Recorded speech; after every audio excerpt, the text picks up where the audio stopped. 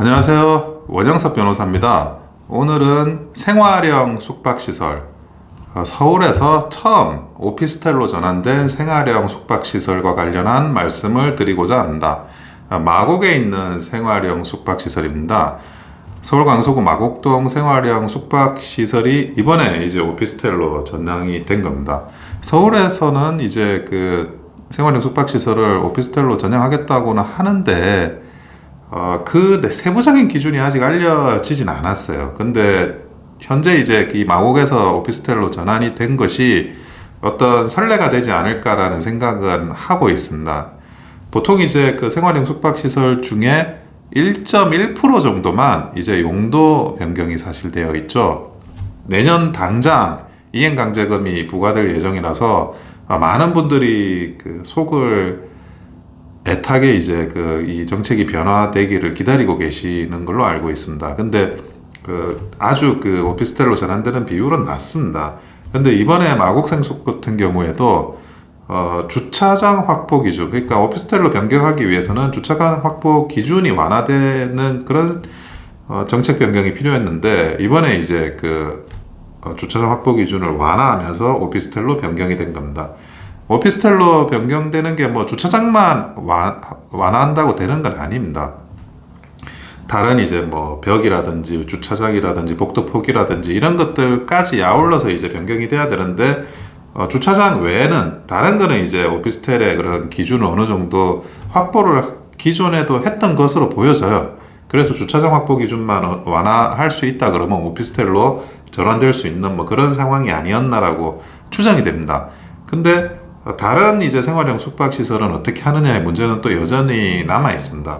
그리고 이제 서울에서는 생활형 숙박시설을 오피스텔로 전환하겠다라고 언론 기사가 난 건 맞는데 정확하게 이제 어떤 기준을 완화하게 되는지 그게 이제 서울시 전체가 통일적으로 완화되는 건지 거기에 대해서는 아직 디테일하게 나온 그런 기사는 찾아볼 수 없는 상황이거든요. 그래서 조금 더 상황을 지켜볼 필요는 있는 것 같습니다. 근데 뭐 내년이라고 해봤자 벌써 올해도 4개월밖에 남진 않았습니다.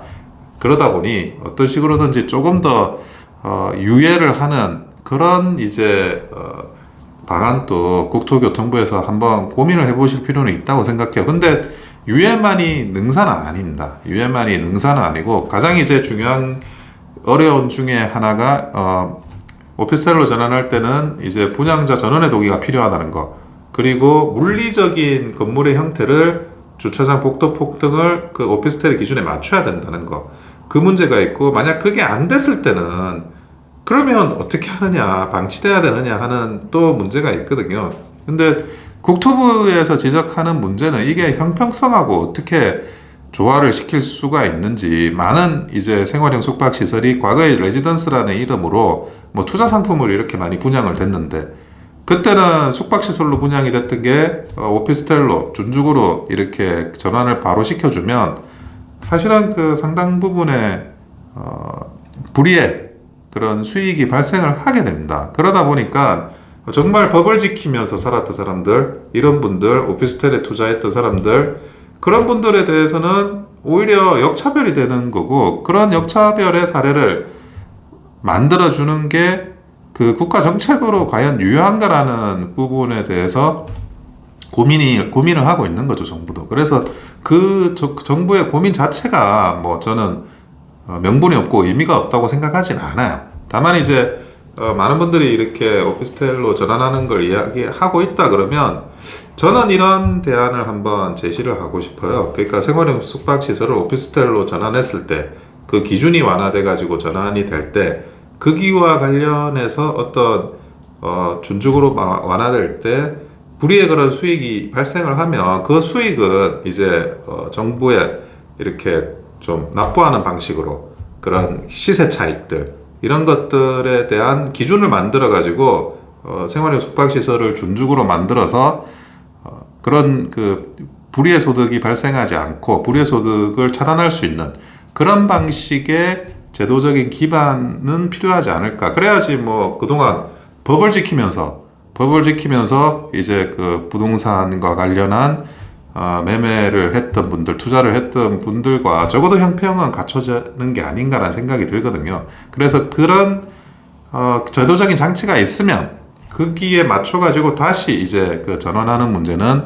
기술적으로 뭐 시공적으로 전환하는 문제는 논의가 돼야 되는 그런 상황이 어떨까다라는 정책 제안도 조심스럽게 하는 겁니다. 그래서 많은 이제 그 사회 문제가 사실은 되고 있어요. 이게 마치 거대한 시한폭탄처럼 돌아가고 있는 게 사실입니다.